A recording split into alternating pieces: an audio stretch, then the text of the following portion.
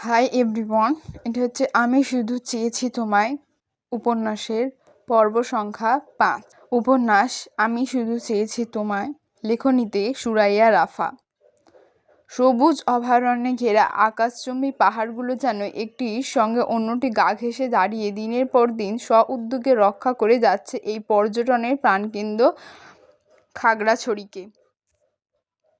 আজ তার উপর আবার যোগ হয়েছে মনসুন ওয়েদার। বর্ষাকালে বরাবরই প্রাণ ফিরে পায় প্রকৃতি, নতুন রূপে সজ্জিত হয় পার্বত্য এই অঞ্চল। সেই ভোর রাত থেকে শুরু হওয়া ঝিরঝিরে বৃষ্টি এখনও বহমান। খানেক বাদে বাদে মেঘ ভেজা দমকা বাতাসে শরীরের লোমকূপ দাঁড়িয়ে যাওয়ার উপক্রম। ঠান্ডাও লাগছে বেশ। পাহাড়ি জনপদ ঢাকা পড়েছে কুয়াশার আস্তরণে। আবহাওয়াটা একদমই অনুকূল নয়, তবে সদ্য যৌবনে পা রাখা এক ঝাঁক তরুণ তরুণীর নিকট এর চেয়ে থ্রিলিং আর অ্যাডভেঞ্চারাস বোধ হয় আর কিছু নেই। ওদের শরীরে জাগ্রত হরমোন আর উত্তপ্ত টকবগে রক্ত যেন একটাই কথাই বলে বারংবার, জীবন তো একটাই, বাঁচতে হলে প্রাণ খুলে বাঁচো। যেইভাবে বাঁচলে এক জীবনে আর কোনো আফসোস থাকবে না। এইরকম ঝিরিঝিরি বৃষ্টি আর প্রতিকূল আবহাওয়ার মাঝে ঈশানীর রিসোর্টে এসে উঠেছে।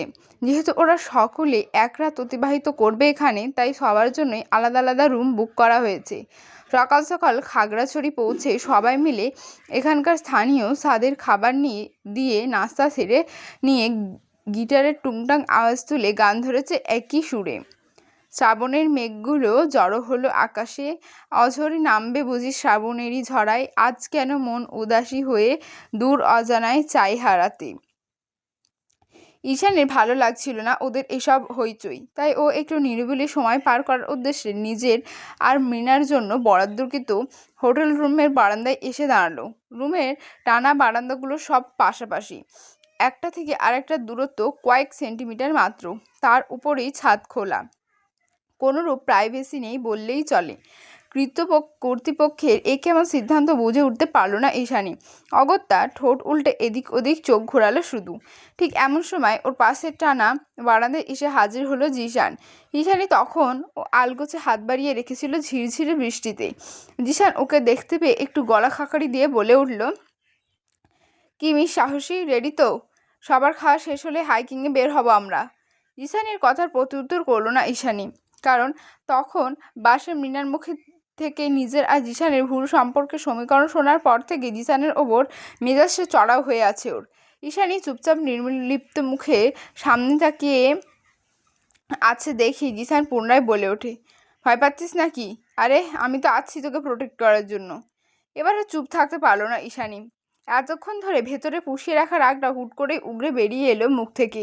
তৎক্ষণাৎ জিশানের দিকে ঝাঁঝালো দৃষ্টি নিক্ষেপ করে ঈশানী বলে উঠল, কতবার বলেছি তোকে জিশান, নিজের খেয়াল নিজে রাখতে পারি আমি, আর না তো আমি একটা ছোট বাচ্চা। আমাকে বোকা আর সরল ভাবাটা এবার বন্ধ কর। আজকের ট্রিপে তুই যদি সবার সামনে আমাকে এক্সট্রা কেয়ার দেখানোর ট্রাই করিস কিংবা আমার আশেপাশেও আসিস, তাহলে তোর আর আমার বন্ধুত্ব এখানেই খতম। এক নিঃশ্বাসে কথাগুলো বলে গটগটিয়ে বারান্দা ছেড়ে রুমের ভিতরে চলে গেল ঈশানী। ওদিকে ঈশানী চলে যেতে জিশান একা একাই বিড়বিড় করে উঠল, যাহ বাবা, কি করলাম আমি? আমার সাথে একটু বেশি রাগ দেখাস তুই ঈশা, ইটস নট ফেয়ার।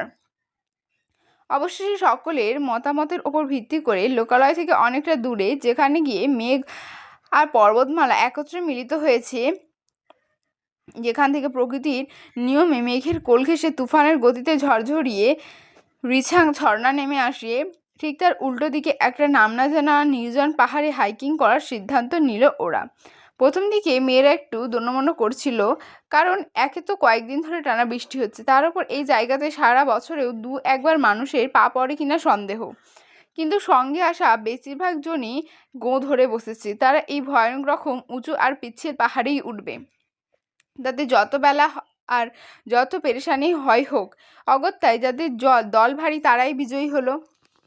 লোকচক্ষুর একদম আড়ালে সুনসান জঙ্গলে ঘেরা একটা পাহাড়, ফকফকে দিনের আলোতেই কেমন চারিদিক ঘুটঘুটে আঁধারে ছেয়ে আছে, অথচ সবাই কিনা হৈ হৈ করে তল্পিতল্পা গুছিয়ে প্রয়োজন মতো জিনিস আর লাঠি নিয়ে সেই জঙ্গলে ঘেরা অজানা পাহাড়ে ওঠার প্রস্তুতি নিচ্ছে।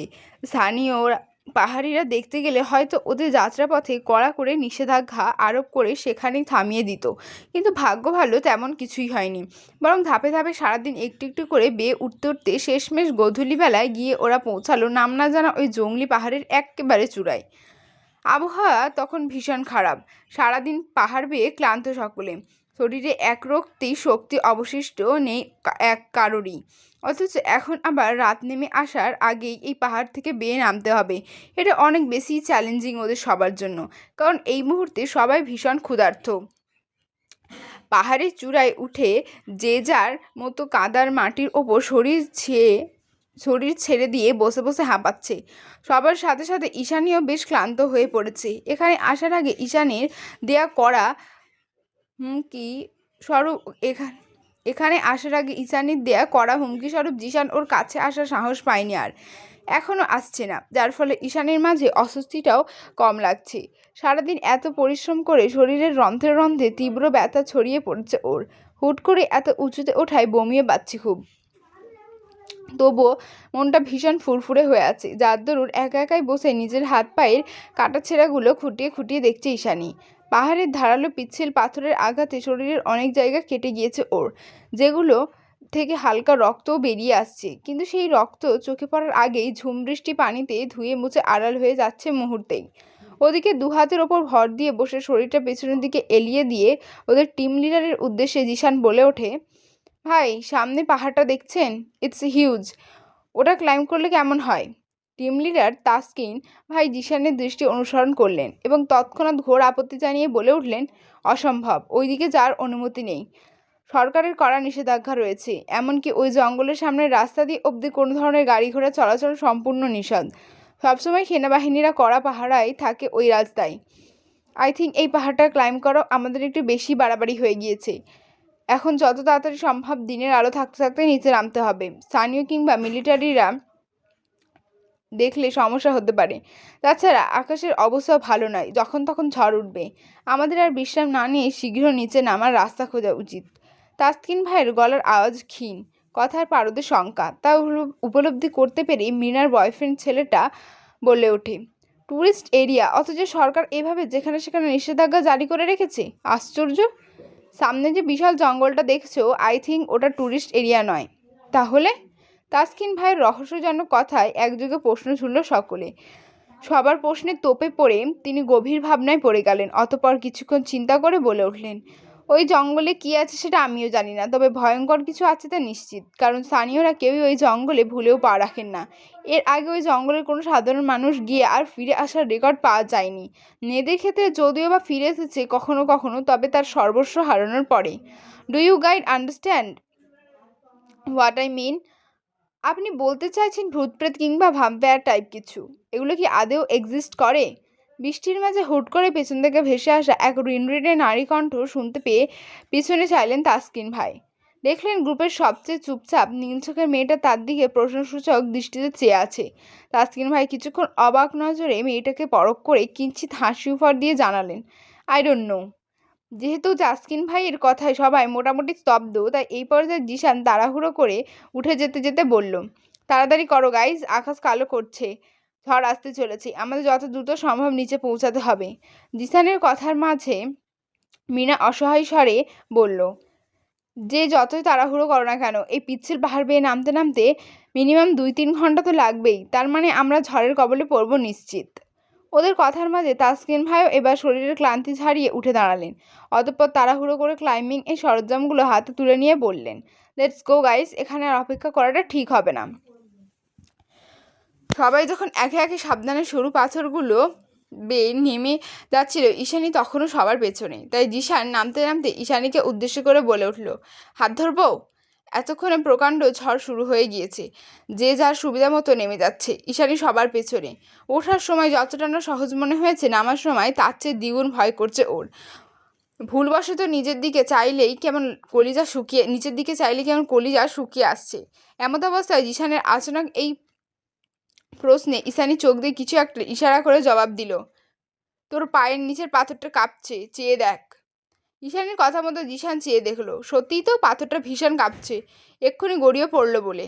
তাই এবার আর কোনো দিকে খেয়াল করলো না জিশান, বরং তাড়াহুড়ো করে সুবিধা মতো নিচে নেমে যেতে লাগলো আপন গতিতে। কিন্তু জিশানকে সাবধান করতে গিয়ে এই ঝড় তুফানের মাঝে কখন যে ঈশানী নিজেই ভুল পাথরে পা দিয়ে পিচ্ছিল খেয়ে সোজা পাহাড়ের উল্টো দিকে গড়িয়ে পড়েছে, সেই হদিশ আর কেউ রাখেনি। পড়ে যাওয়ার সময় শরীরের সর্বশক্তি প্রয়োগ করে চিৎকার দিয়ে উঠেছিল ঈশানী, কিন্তু প্রচণ্ড জোরে বাজ পড়ার আওয়াজে সেই চিৎকার কারোরই কর্ণগহ্বর অবধি পৌঁছায়নি তখন। আর না তো কেউ খেয়াল করেছে যে ওদের মাঝে একজন সদস্য উধাও। খেয়াল করবেই বা কী করে? একে তো পাহাড়ি এলাকার সন্ধ্যা গড়িয়ে রাত নেমে আসছে, তার ওপর তুমুল বর্ষণ, সবাই তাড়াহুড়ো করে নিচে নামায় ব্যস্ত। অগত্যায় যে যার প্রাণ হাতে নিয়ে ঈশানীকে চড়াই পর্বতের চূড়া থেকে ধীরে ধীরে সমতলের দিকে নেমে গেল সবাই। আর সেই ভীত হরিণী স্বল্পভাষী নীল চোখের মেয়েটা গড়িয়ে পড়ে গেল একেবারে পাহাড়ের খাদে, খগড়াছড়ি সে নিষিদ্ধ জঙ্গলের দোরগোড়ায়। গোধূলিবেলা পেরিয়ে সন্ধ্যা রাতের পর্দা টেনে দিয়েছে দিবালোক।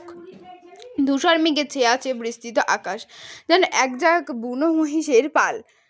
ঝড় থেমেছে বহুক্ষণ, তাও ঈশান কোণে মেঘ গুড়গুড় করছে। আষাঢ়িয়া মৌসুম আর বর্ষণের তাণ্ডবে এখনও ইতি টানেনি তা বেশ ভালো মতোই ঠাওর করা যাচ্ছে।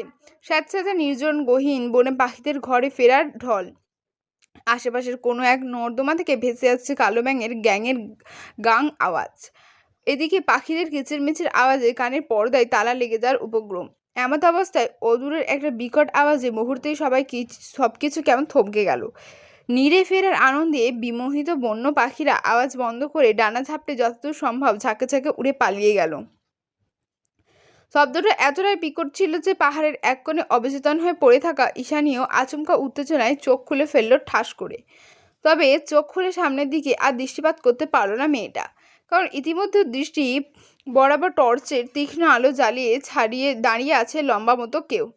নিদারুণ ব্যথায় জর্জরিত ঈশানী তীক্ষ্ণ আলোকরশ্মি থেকে চোখ দুটোকে আড়াল করার প্রয়াসে দ্রুত হাত তুলে ছায়া টানল চোখের ওপর।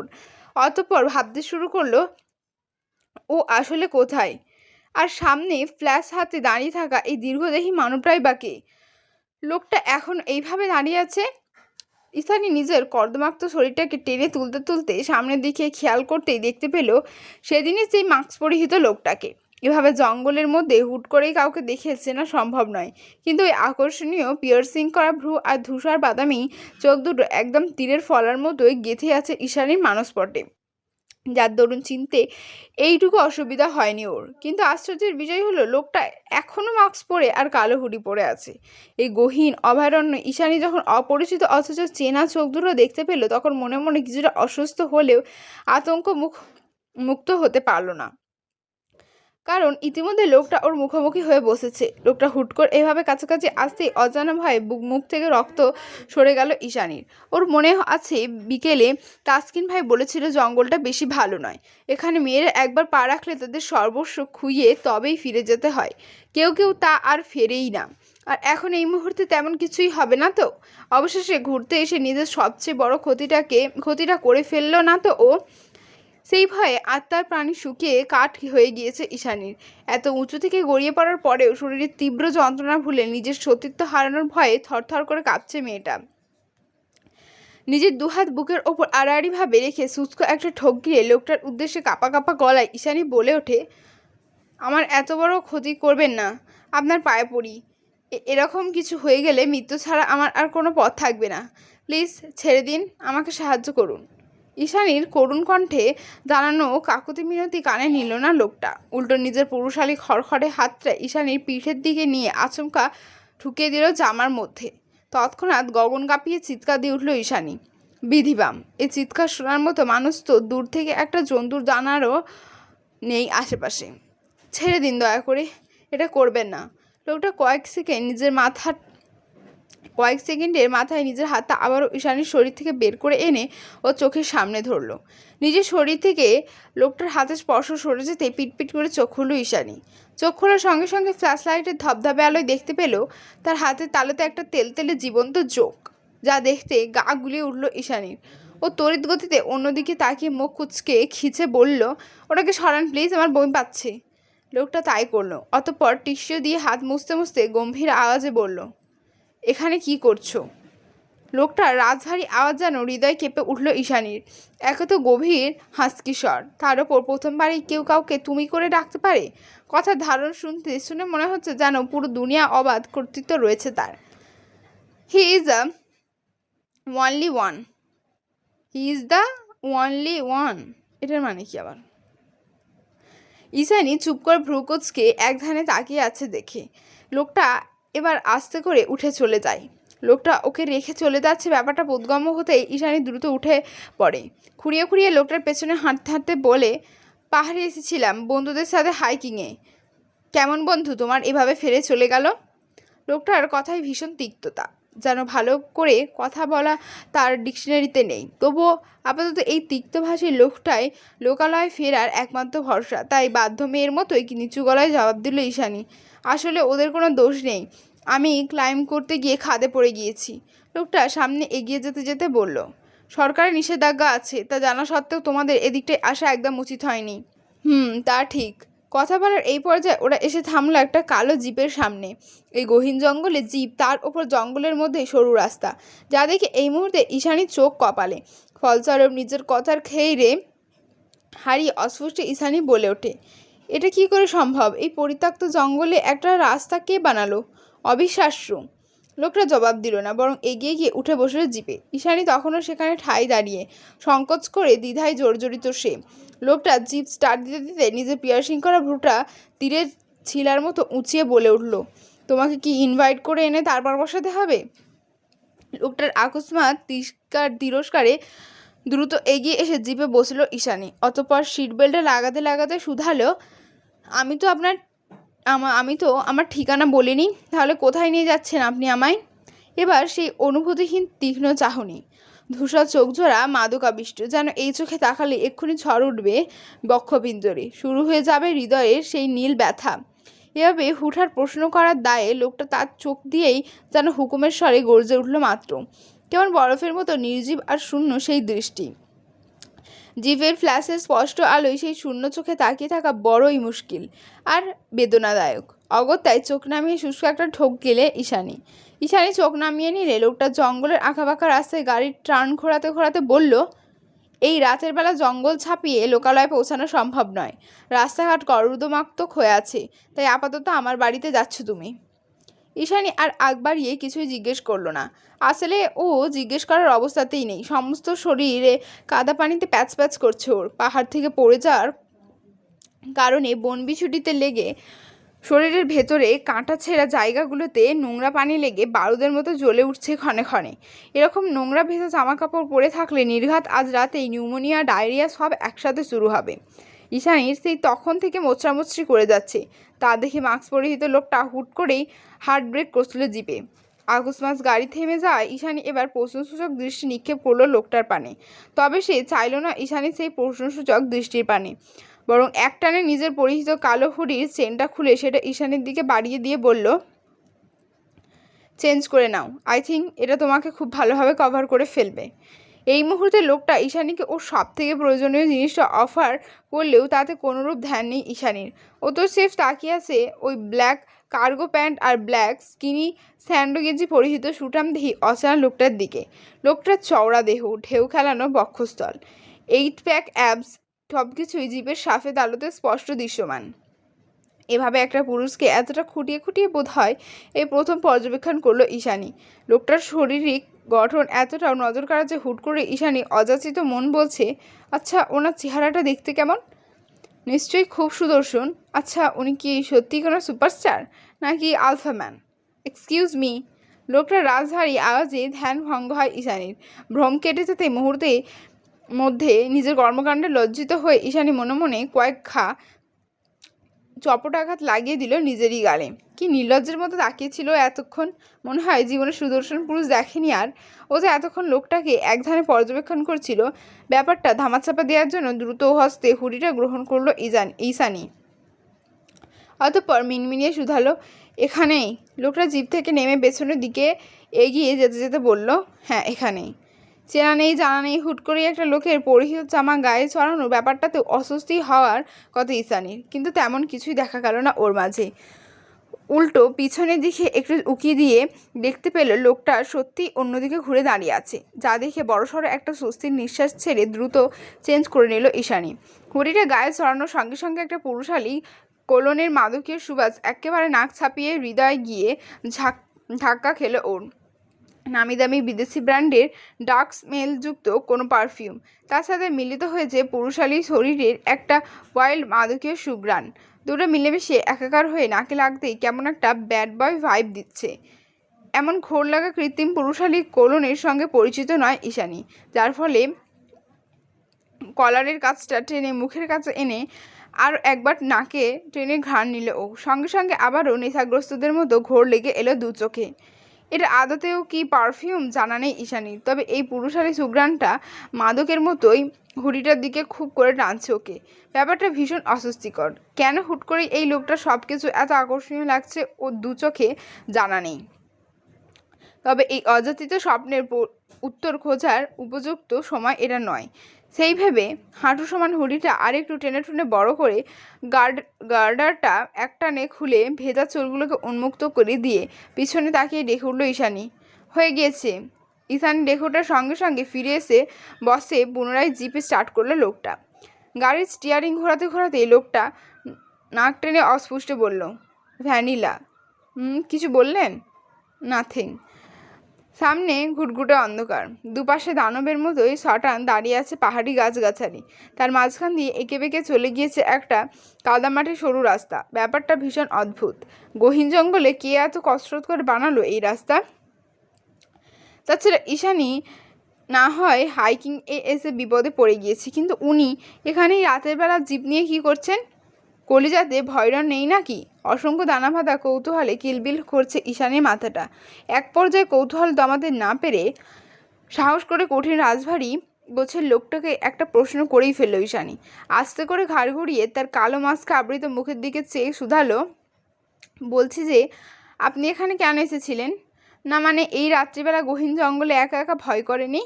ঈশানী প্রশ্ন করার প্রায় কয়েক মিনিটের মাথায় লোকটার গম্ভীর গলায় বলে ওঠে, বিপদে পড়েছে তাই সাহায্য করছি, এর বেশি আর কিছু জানতে চাইবে না। আমি উত্তর দেব না। মুখের ওপর একেবারে চপটাঘাত ছুঁড়ে মারার মতো শক্ত কণ্ঠে কথাগুলো ছুঁড়ে মারল লোকটা। তবুও ঈশানী জিদি গলায় বলে উঠল, কিন্তু কেন? লোকটা এবার স্পিডোমিটারের গতিবেগে বাড়িয়ে আকস্মাৎ চোখে রাখলো ঈশানীর। অতঃপর অনুভূতিহীন ডমিনেটিং হাসি কণ্ঠে বলল, কারণ আমি কাউকে কৈফিয়ত দিই না আর তোমাকেও দেব না, তাই অযথা প্রশ্ন না করে নিজের মুখটা এখনই বন্ধ করো। লোকটা ভীষণ কাঠখোট্টা, কথার পারদে পারদে অহংকার আর কর্তৃত্ব। আগাগোড়া দেখতে যতটা না সুদর্শন তার আর লম্বা, কথার টোন তার থেকেও বেশি ধারালো আর তিক্ত।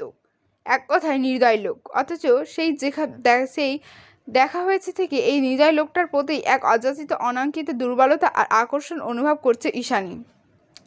কিছুতেই তাকে ভালো লাগার কোঠা থেকে সরানো যাচ্ছে না। কি একটা অসহনীয় অনুভূতি বলে বোঝানোর নয়, তবে তার মাত্র বলা করা কথাগুলো ভীষণ মানে লেগেছে ঈশানীর। তাই তার কোনোরূপ প্রশ্ন করার আগ্রহ না দেখে চুপচাপ চোখ নামিয়ে নিল ও। লোকটার পরনে ব্ল্যাক স্যান্ডো গেঞ্জি আর অসংখ্য পকেটওয়ালা কার্গো প্যান্ট, যার দরুন তার দুবাহু পুরোপুরি উন্মুক্ত। চোখ দুটো নিচে নামাতেই চলন্ত জিপের আলোতে ঈশানী খেয়াল করলো লোকটা যে হাতে সৌন্দর্যবর্ধক মেটালিক ব্রেসলেট পরেছে ঠিক সেই হাতের বাহু থেকে কবজি পর্যন্ত আবৃত করে আছে কিছু হিজিবিজি অঙ্কিত কালচে ট্যাটুর একেবারে শেষ মাথায় সাপের মতো কিছু একটা আঁকা, সেখানে গুটিসুটি ইংরেজি অক্ষরে লেখা পাইথন মানে তো ভয়ঙ্কর এক ধরনের মানুষকে সাপ। তাহলে উনি এটা হাতে কেন লিখেছেন? আশ্চর্য।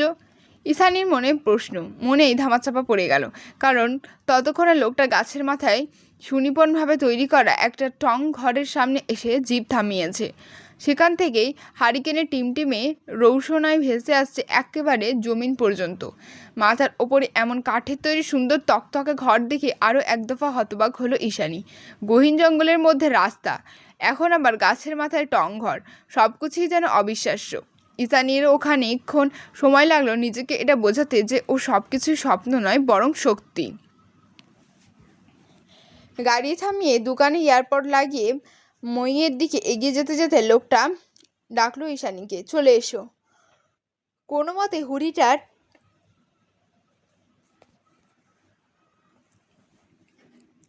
টেনে টুনে এক হাত বলিয়ে গাড়ি থেকে নামলো ঈশানী, কিন্তু হাঁটতে আর পারলো না। সারাদিন ক্ষুধার্ত শরীর, তার ওপর এত বড় একটা অ্যাক্সিডেন্ট, যার দরুন গাড়ি থেকে নেমে দাঁড়াতেই পা দুটো প্রচণ্ড ব্যথায় টনটন করে উঠল ওর। কিন্তু ঈশানী নিজের এই দুর্বলতার কথা কিছুতেই লোকটার সামনে স্বীকার করতে নারাজ। তাই গাড়ি হেলান দিয়ে দাঁড়িয়ে অবিশ্বাসের সুরে ঈশানী বলে ওঠে, আচ্ছা, এত বড় টংঘরটা কার? কেই বা বানিয়েছে? লোকটা ইতিমধ্যে কয়েক সিঁড়ি উঠে গিয়েছে, কিন্তু ঈশানীকে হঠাৎ দাঁড়িয়ে পড়তে দেখে পুনরায় নিচে নেমে এসে বলল, আপাতত আমার ঘর, এখন উপরে চলো। ঈশানী জবাব দেয় না, এক পা সামনেও বাড়ায় না, চুপচাপ শুধু অসহায় মুখে দাঁড়িয়ে থাকে। ঈশানী এখনও দাঁড়িয়ে আছে, তার কথা শুনছে না। ব্যাপারটা বোধগম্য হতেই চোখের রং পাল্টে গেল লোকটার। অগত্যায় পেছন ঘুরে কঠিন গলায় সে বলল, ওকে ফাইন, না গেলে দাঁড়িয়ে থাকো এখানে। এসব নাটক দেখার সময় নেই আমার, আমি গেলাম। আসলে আমি পায়ে খুব ব্যথা অনুভব করছি, হাঁটতে পারছি না। লোকটা এভাবে ফেলে চলে যাচ্ছে দেখে আত্মসম্মানের মাথাকে আগ বাড়িয়ে কথাটা বলে উঠল ঈশানী। এই গহীন জঙ্গলে একা একা রাত্রি যাপন করাচ্ছে পছন্দের এই অচেনা পুরুষের কাছেই একটু ছোট হওয়া ঢের ভালো। সেই ভেবেই কথাটা বলা। ওদিকে পেছন থেকে ভেসে আসা রিনরিনে অপরাগ আওয়াজটা শুনতে পেয়ে আবারও ঘাড় ঘোরাল লোকটা। অতঃপর দু কদম পিছিয়ে এসে কোনোরূপ না বলে ঈশানীকে কিং কর্তব্য বিমূঢ় বানিয়ে দিয়ে আকস্মাৎ ঝড়ের গতিতে ওকে কাঁধে তুলে নিয়ে মই বেয়ে ওপরে উঠতে শুরু করলো সে। জীবনে এই প্রথম কোনো পুরুষ ঈশানীকে ছুঁয়েছে, তাও এতটা কাছ থেকে, এতটা শক্তভাবে।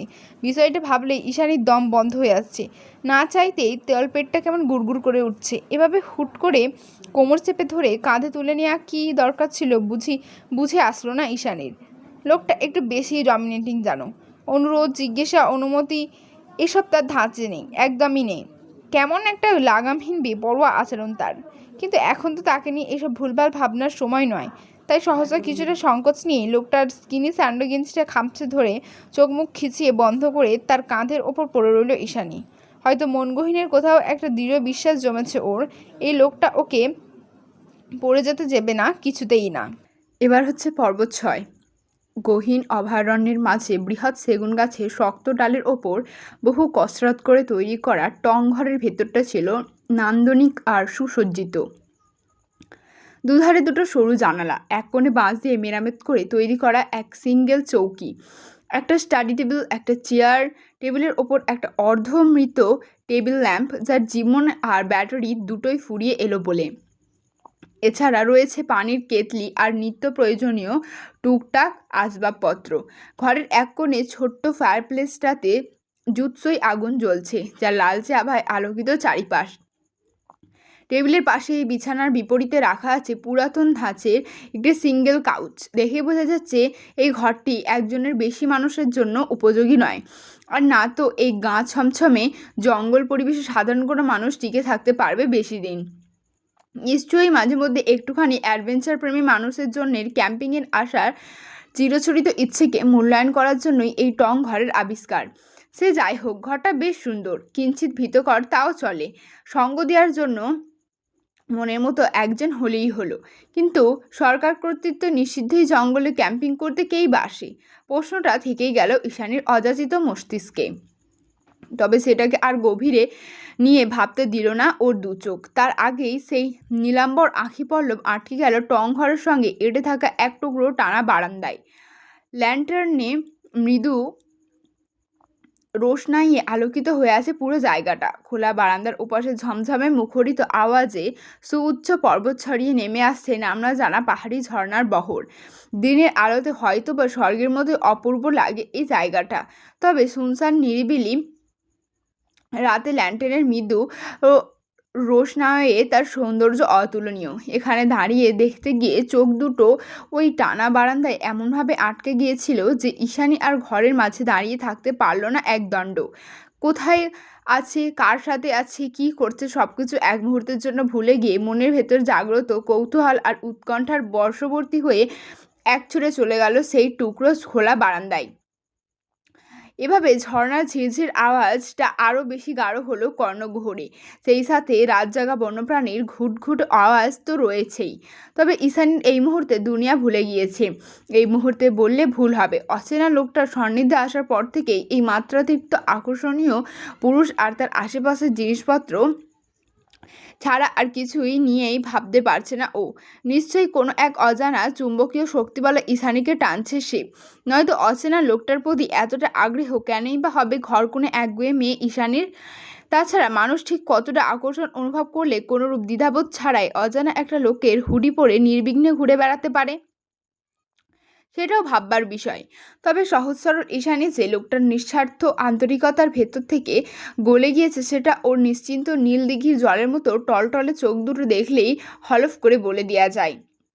সমতল থেকে প্রায় 10 ফুট ওপরে অবস্থিত এই টংঘরে ঝুলন্ত খোলা বারান্দায় পা রাখতেই সবার আগে ঈশানীর চোখ গেল মসৃণ পাটাতনের ঠিক মাঝ বরাবর শটান দাঁড় করিয়ে রাখা একটা বিশাল সাইজের দূরবীনের দিকে।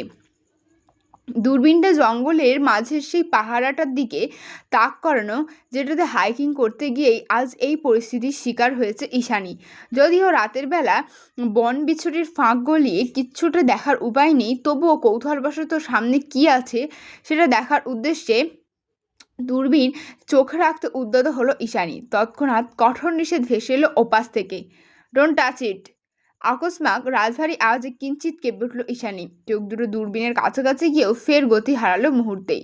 না বলে কয়ে অন্যের জিনিসে হাত দিয়া চক্ষু লজ্জায় নিস্পিস করে উঠল ভেতরটা। তবুও ঘাড় ঘুরিয়ে সরু চোখে চাইল পেছনে।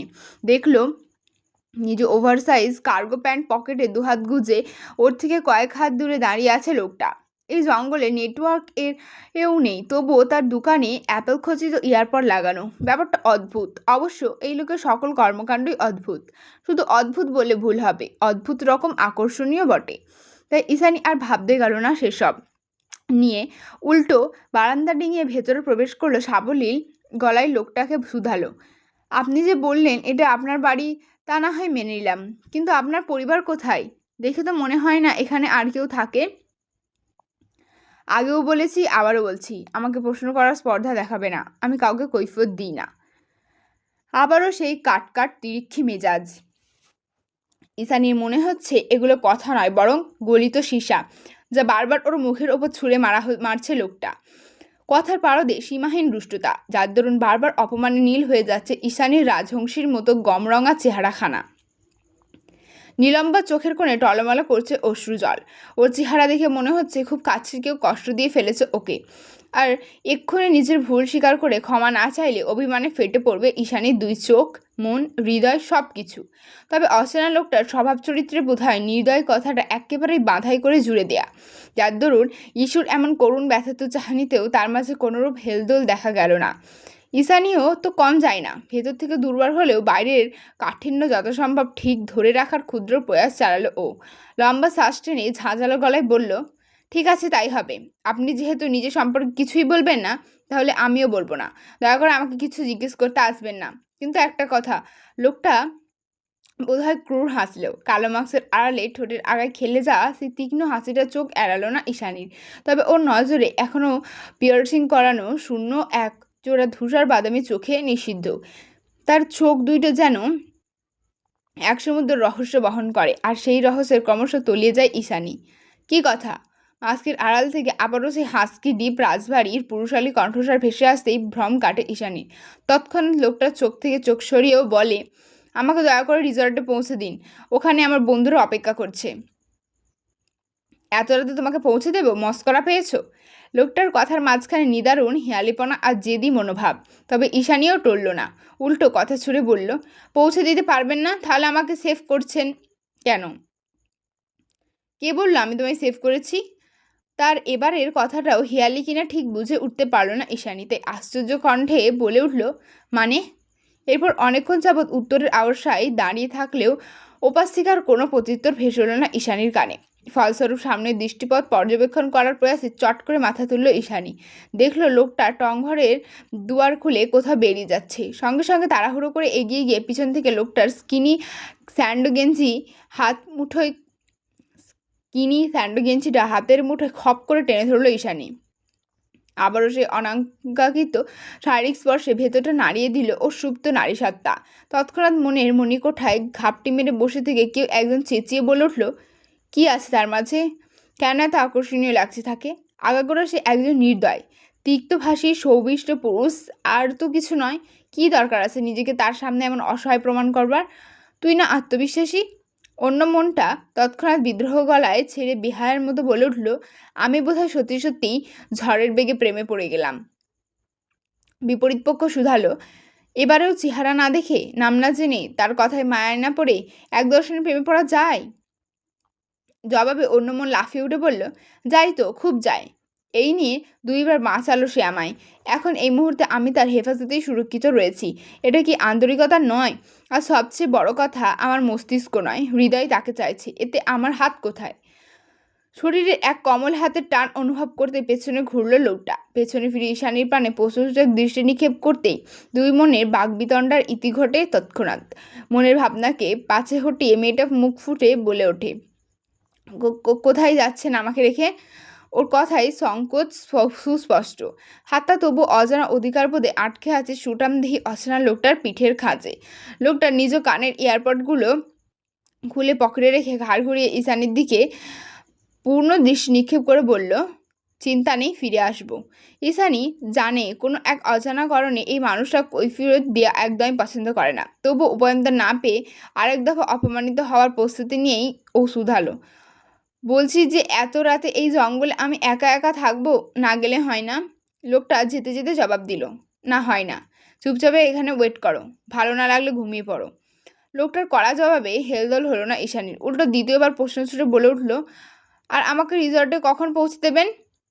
আবহাওয়া ভালো হলে আগামীকাল। মাটির রাস্তা না শুকোলে শহরের দিকে যাওয়া পসিবল নয়। আর আপনি? ঈশানী বাক্যটুকু শেষ করতে গিয়েও পারল না আর। তার আগেই হুড়মুড়িয়ে বেরিয়ে গিয়ে বাইরে থেকে ধাপ করে টং ঘরের দরজাটা লাগিয়ে দিল লোকটা। আর ঈশানী একা একাই পড়ে রইল মাটির থেকে প্রায় 10-12 ফিট ওপরে গহীন জঙ্গলের মাঝে ওই ছোট্ট এক টুকরো ঝুলন্ত ঘরের ভেতর।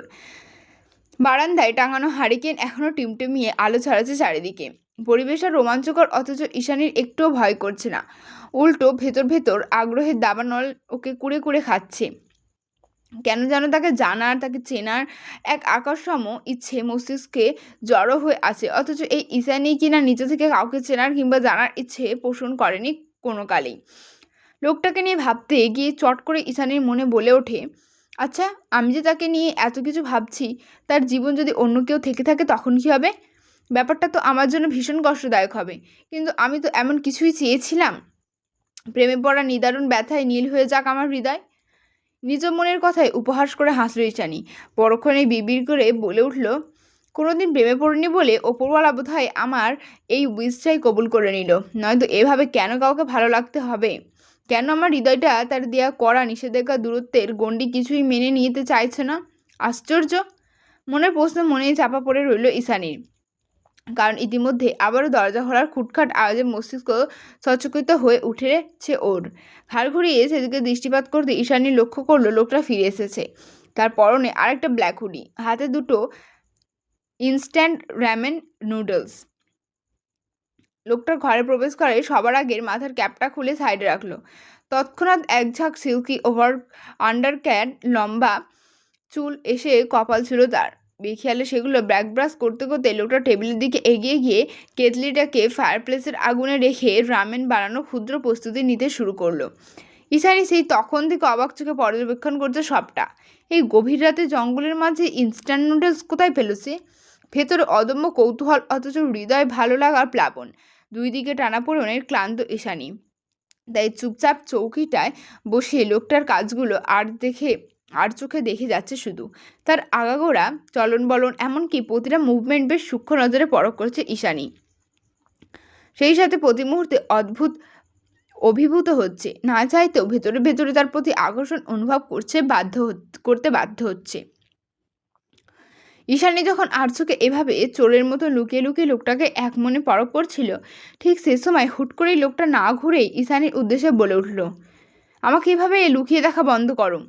চরম অপরাধ করে ধরা পড়ে যাওয়ার মতোই হৃদয়টাকে কেউ এক থাবায় খামচে ধরল ঈশানীর।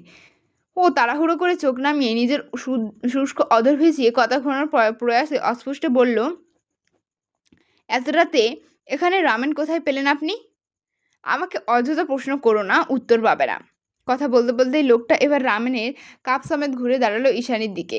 কাপ দুটো থেকে ভুরো ভুর করে রান্না করা রামেনের সুস্বাদু সুবাস বেরিয়ে আসছে, যা ঈশানীর ক্লান্ত পরিশ্রান্ত পাকস্থলী দ্বিগুণ ক্ষুধার্ত বানিয়ে দিতে সক্ষম।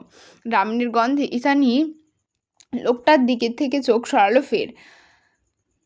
লোকটা এবার এগিয়ে গিয়ে কাপ দুটো স্টাডি টেবিলের ওপর রাখলো। সঙ্গে সঙ্গে রাগ অভিমানে পাট চুকিয়ে ক্ষুধার্ত ঈশানী এগিয়ে গিয়ে বসে পড়লো চেয়ারের পেতে। ঈশানী চেয়ারে বসেছে দেখে লোকটা বিছানার পাশ থেকে একটা বেতের স্টুল টেনে ওর মুখোমুখি হয়ে বসল। ঈশানী তখনও চপস্টিক আর মুখের সাহায্যে গরম রামেন ঠান্ডা করার নিদারুণ চেষ্টায় মত্ত। তবে মুখে তুলে খাওয়ার আগেই ও দুনিয়া থমকে দিয়ে আচানক নিজের কালো মাস্কটা খুলে ফেললো লোকটা। সঙ্গে সঙ্গে ঈশানী যা ভেবেছিল তার চেয়েও দ্বিগুণ আকর্ষণ খেলে গেল ওর নীল মণিযুক্ত দু চোখের পাতায়। এবার আর লুকিয়ে চুরিয়ে নয়, অজানা ঘোরের বসে অনেকটা নিঃসংকোচে লোকটার মুখশ্রীর পানে হাঁ করে তাকিয়ে রইল ঈশানী। ফায়ারপ্লেসের জ্বলন্ত অগ্নিশিখায় একটা গম্ভীর অথচ ভীষণ সুদর্শন যুবকের ধারালো চোয়াল, তির্যক ভ্রুযুগল, ফিনফিনে পাতলা কালচে বাদামি অধর আর সবচেয়ে আকর্ষণীয় অধর তলায় কুচকুচে কালো তিলক, সবকিছুই একঝকে মুখস্থ করে নিল ঈশানী। তবুও যেন আগ্রহ দমার নামই নেই। অথচ লোকটা কত নির্দ্বিধায় রামেনের চপস্টিক চালাচ্ছে। মনোযোগী ভঙ্গিমায় তার চোখে মুখে স্পষ্ট ফুটে উঠেছে। কাজের মাঝেই ঠোঁটের ফাঁক গলিয়ে ঝিলিক দিচ্ছে এক সারি সুগঠিত দন্তরাশি। লোকটা ক্ষণে ক্ষণে দাঁত দিয়ে তার অধর কামড়ে ধরছে, কখনো বা পিয়ার্সিং করা ভ্রুতে ভাঁজ ফেলে অজান্তেই জিভ দিয়ে গাল ঠেলে ধরছে। আর এই প্রতিটি কাজ বিস্ময়ে পরখ করছে ঈশানী। কি জানি কেন এত ভালো লাগছে। এখন তো সন্দেহের পাল্লা আরও ভারী হয়ে উঠল ঈশানীর। এবারও সত্যি সত্যিই মনে হচ্ছে এই লোক নির্ঘাত কোনো নামি দামি সুপারস্টার। নিশ্চয়ই প্রকৃতির সঙ্গে একাকী সময় কাটাতে একটু বিশ্রাম নিতেই চুপি চুপি নেটওয়ার্কের বাইরে চলে এসেছেন। ব্যাপারটা দারুণ, কারণ আজকাল প্যাপারাজিদের জন্য সেলিব্রিটিদের কোথাও শান্তি নেই দুদণ্ড। সেদিক থেকে এই আইডিয়াটা মোটেও খারাপ নয়। এই জন্যই হয়তো কোনো কিছু শেয়ার করা এত আপত্তি তার। সে যাই হোক, মনের সন্দেহ আর ভয়টা তো কাটলো এতক্ষণে। এত সুদর্শন আর মেনটেনিং মানুষটা যে সাধারণ কেউ হতে পারে না সে আমি আসার আগেই আন্দাজ করেছিলাম। কিন্তু উনি কি সিঙ্গেল? লোকটার মুখোমুখি বসে তার দিকেই নিস্তব্ধ চোখে তাকিয়ে থেকে নিজের মনে এমন নির্ভেজাল প্রশ্নে বেকুব বনে গেল ঈশানী। পরক্ষণেই নিজের উচাটান মনকে সংবরণ করে দাঁত দিয়ে জিভ কাটল ও। ওদিকে খেতে খেতে ঈশানীকে উদ্দেশ্য করে লোকটা বলল, আমার দিকে হাঁ করে তাকিয়ে না থেকে খাবারে মন দাও। কি করে বুঝলেন আমি আপনার দিকে তাকিয়েছিলাম? ঈশানীর আচানক প্রশ্নে হুট করে মাথা তুলে আবারও সেই শূন্য চোখজোড়া ওর দিকে রিভলভার তাক করার মতোই করে তাক করলো লোকটা। লোকটার এহেন তির্যক চাহনিতে আত্মা কেঁপে উঠল ঈশানীর। ও তৎক্ষণাৎ ভয়ে জড়সড় হয়ে চোখ নামিয়ে আমতা করে বলে উঠল, না মানে আপনি তো দেখেননি অথচ বলে দিলেন। ইটস কল্ড সিক্স সেন্স, খেতে খেতে জবাব দিল লোকটা। ঈশানী মনে মনে পিঠ চাপড়ালো তার, বলল, বাহ বাবা, সেলিব্রিটিদের বুঝি এত মারাত্মক সিক্স সেন্স হয়। সে যাই হোক, লোকটা যেহেতু গম্ভীরতা ছাপিয়ে একটুখানি কথা বলেছে, তাই ঈশানী ভাবলো এই সুযোগে কথা এগোবে ও। যদি কোনোভাবে তার ব্যক্তিগত জীবন সম্পর্কে কিছু তথ্য জানা যায় তাহলে ব্যাপারটা মন্দ হবে না। তাই এবার নিজ উদ্যোগেই কথা ছুড়ল ঈশানী। রামনের বাটিতে চুমুক দিয়ে বলল, আমি ঈশানী। কথা শুরু করার আগেই ওর মুখ থেকে বাজ পাখির মতো ছো মেরে কথা নিয়ে নিল লোকটা। বলল, ঈশানী দুর্জকর্ণিয়া, কক্সবাজার বংশভূত, চিটাগং নিবাসী। খাগড়াগাছিতে মিউচুয়াল ফ্রেন্ডদের সাথে হিল হাইকিংয়ে এসেছো। আপাতত সেখানেই একটা স্থানীয় রিসোর্টে উঠেছো। Am I right? শেষ কথাটা বলে ঈশানীর পানে শকুনের মতো তীক্ষ্ণ চাহনি নিক্ষেপ করে তীরের ছেলার মতো এক ভ্রু উঁচালো লোকটা। এভাবে গড় করে অচেনা লোকের মুখে নিজের বায়োডাটা শুনে কিঞ্চিত বিব্রত হলো ঈশানী।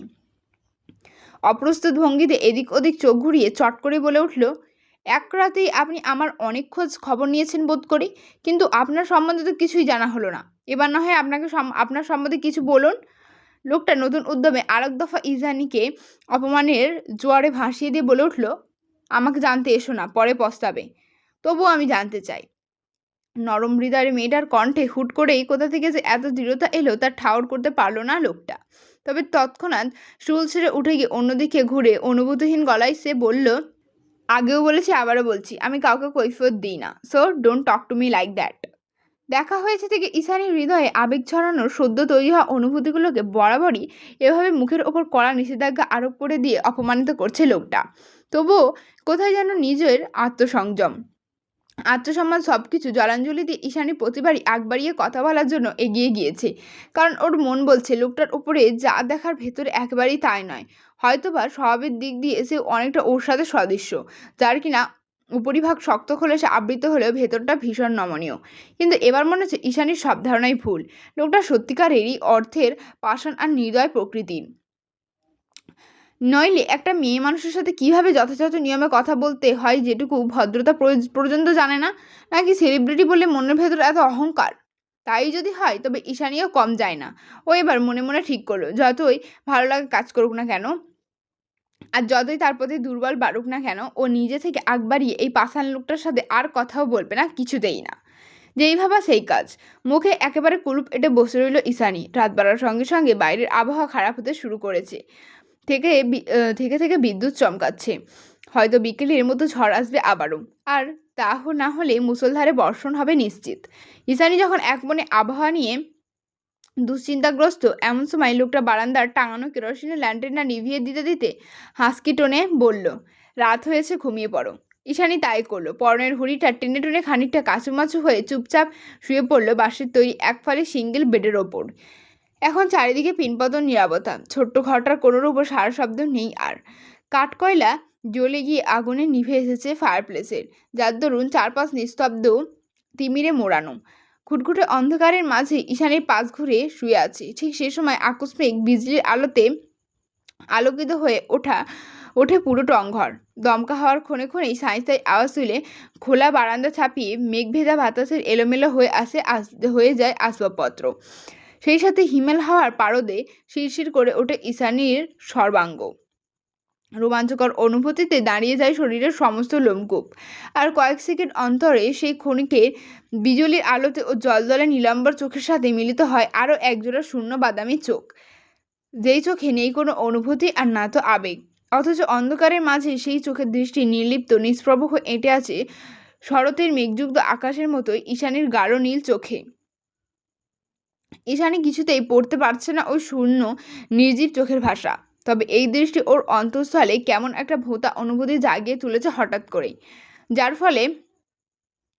ফলস্বরূপ অন্ধকারের মাঝে অস্পষ্ট একটা বাক্য বেরিয়ে আসে ঈশানীর কণ্ঠনালী ভেদ করে। আপনার পরিবার। লোকটা ঈশানীর মুখোমুখি কাউচের ওপর বসেছিল।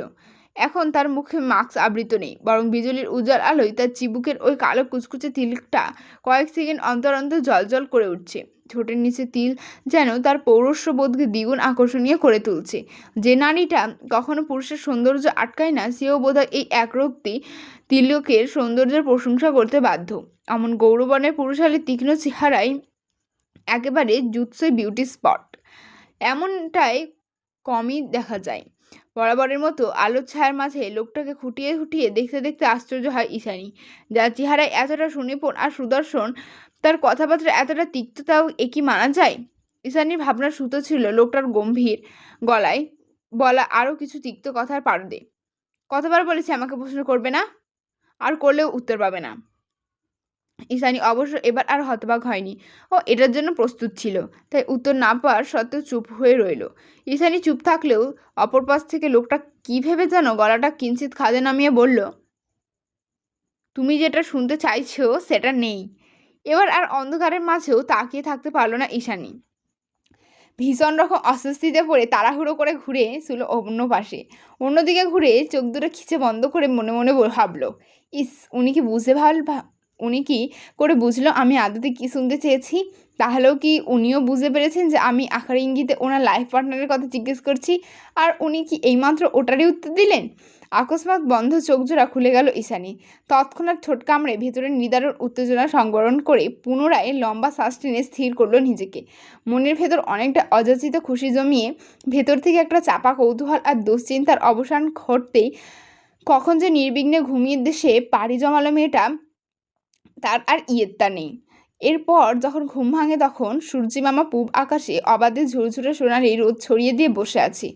আকাশ পরিষ্কার, যত্রতত্র ধূসর মেঘের ভেলা উড়ে বেড়াচ্ছে বৈকি, তবে তুলনামূলক আজকের আবহাওয়াটা বেশ ভালো। আষাঢ়িয়া বাদল দিনের অবসান হলো তবে। ঈশানী যতক্ষণে আড়মোড়া ভেঙে চারিদিকে খেয়াল করে ঠাউর করতে পারলো যে সে আসলে কোথায় আছে, ততক্ষণে পুরোদমে রেডি হয়ে কালো মাক্সের আড়ালে নিজের সুদর্শন চেহারাটাকে ঢেকে ঢুকে নাম না জানা লোকটা এসে দাঁড়ালো ঈশানীর মুখোমুখি হয়ে। এভাবে হঠাৎ করেই সামনে আসায় খানিকটা অপ্রস্তুত হয়ে পড়লো ঈশানী ও তাড়াহুড়ো হাতে নিজের এলোমেলো চুল জামা কাপড় সব ঠিকঠাক করতে করতে ব্যস্ত হয়ে পড়লো। লোকটার তাতে কোনোরূপ হেলদোল নেই। সে ঈশানীর সামনে দাঁড়িয়ে হুকুমের স্বরে বলল, চেঞ্জ করে নাও, তুমি ফিরে যাবে এখনই। লোকটার কথা ঈশানীর যেখানে খুশিতে হাত ছেড়ে বাঁচার কথা, সেখানে কেন যেন খুশি হতে চেয়েও পারল না মেয়েটা। উল্টো সকালের রোদের মতোই হাস্যজ্জ্বল মুখখানা মুহূর্তেই কালো মেঘের আড়ালে ঢাকা পড়ে গেল ওর।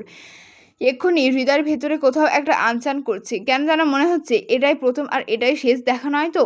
তাকে কি আর কখনো খুঁজে পাবো আমি? কিছুই তো জানি না তার সম্বন্ধে। তাহলে? ঈশানীকে খুব বেশিক্ষণ ভাবতে দিল না লোকটা। ভাবনার মাঝে তীক্ষ্ণ আওয়াজে বলল, বাইরে ওয়েট করছি, যত তাড়াতাড়ি সম্ভব চেঞ্জ করে বেরিয়ে এসো। ঈশানী অপরাগ। আজ এই মুহূর্তে দাঁড়িয়ে এই নির্দয় লোকটার সামনে নিজের অনুভূতিগুলোকে সাজিয়ে প্রকাশ করার বাধ্য সাহস কোনোটায় ওর নেই। অগত্যা নিজের হৃদয়ে হুট করে তৈরি হওয়া এই নামহীন একরাশ অনুভূতির জোয়ারকে হৃদগহীন সাবধানে চাপা দিয়ে আবার আপন গন্তব্যে ফিরে যাওয়ার উদ্দেশ্যে উঠে দাঁড়ালো ঈশানী। একটা দুশ্চিন্তাগ্রস্ত রাজ্যে কতটা দীর্ঘ হতে পারে তা আগে জানা ছিল না জিশানের। কাল রিসর্টে ফিরে ঈশানীকে খুঁজে না পেয়ে সারা রাত স্থানীয় পুলিশ স্টেশনে কাটিয়েছে জিশান। পুলিশরা মিলিটারির সঙ্গে যোগাযোগ করলেও লাভ হয়নি খুব একটা। তারা কিছুতেই অমন ঝড় বৃষ্টিতে রাতে জীবনের ঝুঁকি নিয়ে এই রেস্ট্রিকটিভ জঙ্গলে প্রবেশ করতে নারাজ। অগত্যা সকাল পর্যন্ত অপেক্ষা করতে হয়েছে জিসানকে। সকালে মিলিটারিরা ঈশানীকে খোঁজার উদ্দেশ্যে বের হলে তবে রিসোর্ট ফিরে আসে জিসান। রিসোর্টে ফিরে লবিতে গিয়ে কাউন্টারে বসা জাগমা সম্প্রদায়ের লোকটাকে আঘাত ইঙ্গিতে জিসান শুধালো, আচ্ছা ঈশানীকে ফিরেছে? লোকটা কাল থেকে এদের কাহিনী পর্যবেক্ষণ করছেন, কিছুটা আন্দাজও করেছে বটে, যার দরুন বুঝতে পেরেছে যে এদের মধ্যে কেউ একজন নিখোঁজ। তাই তিনি তৎক্ষণাৎ না সুযোগ মাথা নাড়িয়ে ভাঙা ভাঙা বাংলায় বললেন, তিনি ঈশানীকে ফিরে আসতে দেখেননি। লোকটার কথায় নিরাশ হয়ে দীর্ঘশ্বাস ছেড়ে লাউঞ্জের দিকে এগিয়ে গেল জিসান। সে সময় লাউঞ্জের বিশাল মনিটরে সকালে শিরোনাম দেখানো হচ্ছিল, যেখানে একজন সুশ্রী সংবাদ পাঠিকা অনর্গণ বলে যাচ্ছিলেন একের পর এক এক্সক্লুসিভ সংবাদ। জিশানও বেখেয়ালে সেদিকেই তাকিয়েছিল। তবে হুট করে একটা পর্যায়ে এসে সংবাদ পাঠিকা বলে ওঠেন, আশঙ্কা মুক্ত নয় বাংলাদেশ। কর্ণগহ্বরে বাক্যটা পৌঁছাতেই চকিত হয়ে টিভির পর্দায় চোখ রাখলো জিসান। দেখলো কালো মাস্ক, কালো বেসবল ক্যাপ, কালো হুডি, মোট কথা আগাগোড়া কালো দিয়ে আবৃত একটা মানুষের ঝাপসা অবয়ব। বিভিন্ন জায়গা থেকে গোপনে তোলা বেশ কিছু ছবি ভাসছে টিভির পর্দায়। সেগুলোকে উদ্দেশ্য করে সংবাদ পাঠিকা বলছেন, এই গোপন সংবাদ মাধ্যম থেকে জানা গিয়েছে বিশ্বের ইয়াং মাফিয়া টেররিস্ট গ্রুপগুলোর মধ্যে সবচেয়ে ভয়ঙ্কর মাফিয়া ত্রাস গ্রুপের লিডার এরিস ইউভান কিছুদিন ধরে বাংলাদেশে অবস্থান করছেন। প্রায়শই দেশের অলিতে গলিতে ছদ্মবেশে ঘুরে বেড়াতে দেখা গিয়েছে তাকে। ধারণা করা হচ্ছে কোনো গোপন মিশনকে কেন্দ্র করে তার এই হঠাৎ আগমন। যদিও এরিস ইউভান বাংলাদেশ সরকারের সম্পূর্ণ ধরাছোঁয়ার বাইরে, তবুও তার মিশন এবং উদ্দেশ্য নিয়ে তদন্ত করেছেন বাংলাদেশের গোয়েন্দা সংস্থা NSI। জিসান এটুকু দেখতে না দেখতেই ওর ফোনে কল এলো। ফোনটা রিসিভ করে কানে তোলার সঙ্গে সঙ্গে ওপাশ থেকে মৃণালিনী চেঁচিয়ে বলে উঠল, এক্ষুনি ওপরে আয় জিসান, আমরা ঠিক চিনতে পারছি না ওকে। মৃণালের কথা শুনে জলদি ওপরে ছুটে গেল জিসান। গিয়ে দেখলো পেছনের বারান্দায় উকি দিয়ে কি যেন দেখছে ওরা সকলে। জিসানও কৌতূহল বশত তাড়াহুড়ো এগিয়ে গেল সেখানে। অতঃপর সবাইকে সরিয়ে নিচের দিকে উকি দিতেই দেখতে পেল রিসর্টের পেছনে গেট বরাবর জঙ্গলের রাস্তায়, যেখানে সাধারণ মানুষের যাতায়াত সরকারের করা নিষেধাজ্ঞা রয়েছে, ঠিক সেই রাস্তার একটা ছাদখোলা জিপ দাঁড় করানো, যেখানে বসে আছে কালো মাস্ক আর হুডি পরিহিত একটা লোক। আর ঈশানী অক্ষত অবস্থায় জিপের সামনে দাঁড়িয়ে কি যেন কথা বলছে লোকটার সঙ্গে। বাইরের আবহাওয়া ইতিমধ্যে বর্ষার রূপ নিয়েছে, ঝিরঝিরে বৃষ্টিও হচ্ছে, অথচ বৃষ্টির মাঝে কি অবলীলায় দাঁড়িয়ে আছে ঈশানী। যেন এই মুহূর্তে বৃষ্টিতে ভিজে ঠান্ডা লাগানোর চেয়েও লোকটার সময় দেওয়া বেশি জরুরি। এদিকে জিশান ঈশানীকে দেখলো তো ঠিকই, তবে পর মুহূর্তেই গাড়িতে বসে থাকা লোকটার পানে নজর বুলিয়ে আঁতকে ওঠে অস্পষ্ট সুরে বলল, এরিস ইউভান। রিসর্টের সামনে জিপ থামতেই নেমে পড়ে ঈশানী। যাত্রাপথে একটা কথাও আর হয়নি দুজনার। ঈশানী যদিও বা আগ বাড়িয়ে কিছু শুধিয়েছে, তবে প্রতিপক্ষ থেকে বরাবরই একই প্রত্যুত্তর ভেসে এসেছে, আমি কাউকে কৈফিয়ত দিই না। কাল রাত থেকে এই বাক্য কতবার যে ঈশানীর আত্মসম্মানের ভিত টলিয়ে দিয়েছে তার ইয়েতা নেই। তবুও যাত্রা শেষে জিপ থেকে নেমে অন্তিমবারের মতো ধরা গলায় ঈশানী বলে ওঠে, আমি জানি যে আমি জানি যে আমি আপনার বিশ্বাসযোগ্য নয়, তবুও শেষবারের মতো একটা আর্জি, আপনার নামটা অত্যন্ত বলে যান। লোকটা মাস্কের আড়াল থেকে রাজভারী আওয়াজে বলে উঠল, আর কখনো মুখোমুখি হব না আমরা। তাহলে নাম জেনে কি করবে? এই ভয়ঙ্কর সত্যি কথাটা খুব করে এড়িয়ে যেতে চেয়েছিল ঈশানী, কিন্তু পারল না। সামনে বসে থাকা অনুভূতিহীন পাষাণ লোকটা কত সহজেই না বলে দিল এই নিদারুণ পীড়াদায়ক সত্যিটা। যদিও ঈশানীর চোখ দুটো জ্বলছে খুব, গলাটাও কেমন ধরে এসেছে, তবু বহু কসরতে আওয়াজ বের করে কণ্ঠনালী খাদে নামিয়ে ও বলল, পৃথিবীটা গোল, কখন কার সাথে কিভাবে দেখা হয়ে যায় কেউ আগে ভাগে বলে দিতে পারে না, আপনিও পারবেন না। তার মানে তুমি চাইছো যে তোমার সাথে আমার আবার দেখা হোক, তাই তো? উইস ফর ডেঞ্জার, হ্যাঁ? বাইরে বৃষ্টির তোপ বেড়ে যেতেই ব্যাকসিট থেকে নিজের হুড়িটা ঈশানীর মাথায় ছুঁড়ে মেরে কথাটা বলে ওঠে সে।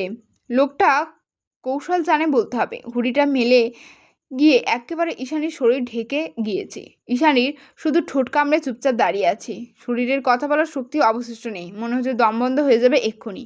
কারণ ইতিমধ্যে লোকটা নিজের আন্ডার কাট চুলগুলো ব্যাকওয়াশ করতে করতে জিপ স্টার্ট দিয়েছে। অবশেষে ওদের এক রাতের কাহিনীর ইতি টেনে লোকটা চলেই যাচ্ছে, পাছেই শুধু ঈশানীর জন্য রেখে যাচ্ছে এক ব্যথাতুর নীল হৃদয়, এক ঝাঁক নামহীন অসহায় অনুভূতি, আর সর্বশেষে এক সমুদ্র আবেগের প্লাবন। বাই দ্য ওয়ে, আমি অরণ্য। আচমকা সেই ডিপ হাস্কি শটটা কানে এসে লাগতেই ঝোঁকের বসে সামনে দৃষ্টিপাত করলো ঈশানী। দেখলো অরণ্য ইতিমধ্যে তার জিপের ভারী চাকায় পিচঢালা ভেজা রাস্তা নুড়ি পাথর পিছিয়ে দিয়ে ঈশানীকে ছাড়িয়ে অন্য একটা পথে চলে গিয়েছে। ঈশানী শুধু নির্বাক হয়ে দেখলো। দেখতে দেখতে এতক্ষণ বহু কষ্টে দমিয়ে রাখা অশ্রুকণা টুকু কখন যে অচেনা লোকটার নামে বিসর্জন দিয়ে দিল সে কথা বলা বাহুল্য। অশ্রু জালে যখন সামনে দৃষ্টপথ আর নীলাম্বর চোখের কোটর ছাড়া পুরোপুরি ঝাপসা হয়ে এলো, তখন আবারও নিঃশব্দে আঁখি পল্লব বুঝে গেল ওর, এত সমীকরণ মিলিয়ে কী লাভ, তার চেয়ে থাক না এমন একটু আদ্রু না পাওয়া যন্ত্রণা। এই যন্ত্রণাটুকুর জন্য হলেও যে হৃদগহীন এক আধার রাতের তরতাজা স্মৃতি হয়ে থেকে যাক সারা জীবন। আজকের এপিসোডে এতটাই রাখলাম। খুব শীঘ্রই আর একটা এপিসোড নিয়ে তাড়াতাড়ি ফিরবো। ততক্ষণের জন্য পাশে থাকবেন এবং আমার চ্যানেলটাকে অবশ্যই সাবস্ক্রাইব করে দেবেন, লাইক করবেন, কমেন্ট করতেও ভুলবেন না। টাটা।